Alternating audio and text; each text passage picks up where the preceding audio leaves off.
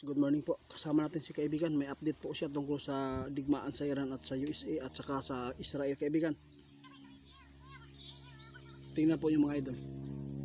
Sinabi ng ating kaibigan, may chance pa talaga na huhupa ito mga idol. Kapag huhupa ito, sana po yung mga OFW natin na gusto na talagang umuwi, ay sana nakauwi na.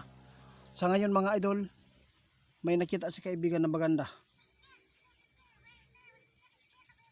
Nako.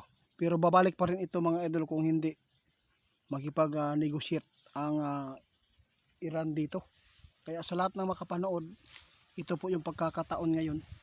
Kung totoo man po itong impormasyon ng ating kaibigan na may panahon pang humupa itong gulo sa Iran at saka USA, parang maganda-ganda itong napakinggan natin kay kaibigan. Yun lang po kaibigan. Ang delikado daw dito guys kapag bumalik, no? Kung hindi magkaintindihan, babalik sa dati. Kaya hanggat may chance na humupa, sana po ang mga tao na nasa naipit na bakbakan, sana po ay makaligtas sila at makabalik na dito.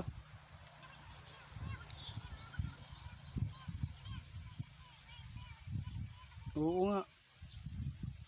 Naalala po mga idol, naalala po ba ninyo yung ipinapaabot ng ating kaibigan na posibleng huhupa pa dahil sa pagnegosasyon nito. Sana po mapag-usapan nila itong bawal sa Amerika at sana po respetuhin ng Iran. Kapag hindi ito maghupa, posibleng hahantong ito sa malagim na mangyayari. Marami ng mga bansa ang madadamay, pati tayo mga idol. Tingnan po ninyo ngayon, sobrang mahal na po ang gasolina dito sa amin. Aabot na ng 126.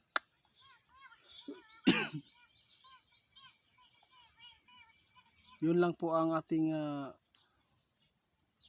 may paabot sa inyo mga idol. Ngayon may nakita si kaibigan na pagbabago.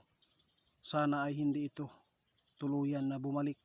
Sana maawa po ang Iran at saka yung Israel. Kung pwede, pag-usapan na lang ng maayos, magrespetuhan na lang sana. Kasi nakita ng ating kaibigan, kung hindi ito pag-usapan ng maayos, posibleng mas malala pa ang balik dito mga idol. Yun po ang totoo. Kaya sa ngayon, kung mayroon man po tayong pagkakataon na bumubuti-buti po yung kalagayan po ng area doon, sana mag-grab po natin yung time na yan, dahil po napakadelikado pag bumalik yan, hindi na mapipigilan po. Ito po ang nakikita ng ating kaibigan.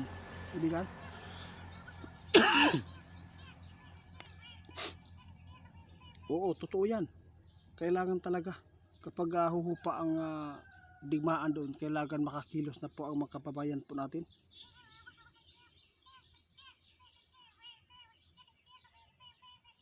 O sige guys, paabot si kaibigan ngayon, kung mangyari man ito na humupa itong gulo, sana po ay lahat po na makapanood sa atin ay makapaghanda na.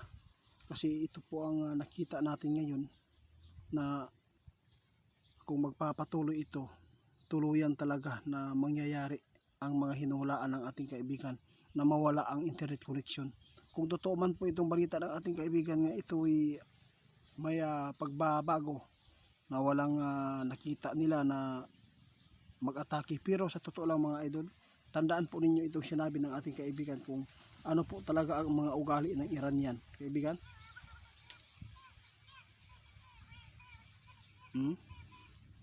Kaya dapat ang USA, yung Amerika, si Trump, hindi po magkampante dahil traitor po talaga yung Iran, sinabi ng ating kaibigan ngayon.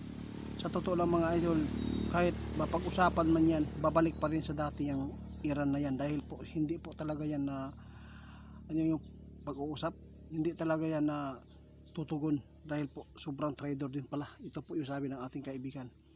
Kaya gusto natin na maipaabot sa inyo na dapat po talaga na magtanim tayo ngayon mga idol ng mga pagkain natin, dahil hindi po natin alam ang pagbabalik nito baka mas malala pa ang sasapitin po sa digmaang ito.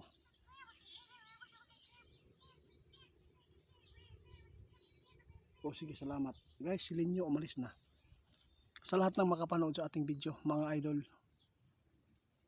hindi pala pwedeng magtiwala agad sa Iran dahil sinabi ng ating kaibigan ay napakadelikadong mga taong ito.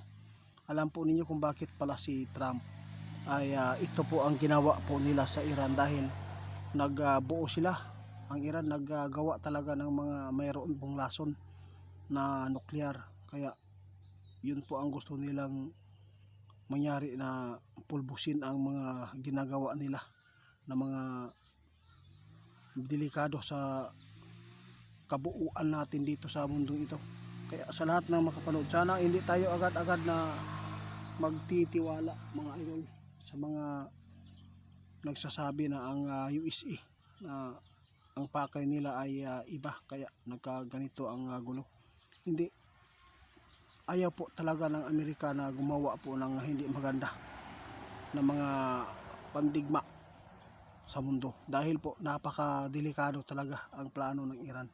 Kaya pala binablakingan na ng ating presidente din po na malapit dito sa atin, ang Amerika. Kaya yun po ang kanyang depensa ngayon. Kaya pala gusto nilang ganyanin po ang plano para ma-destroy po ang kanilang paggawa ng may lason na mga pandigma. Yun po talaga ang bawal ng Amerika. Kaya pasalamat tayo, mga idol, dahil mayroon po Amerika na matapang na nagdisiplina nito.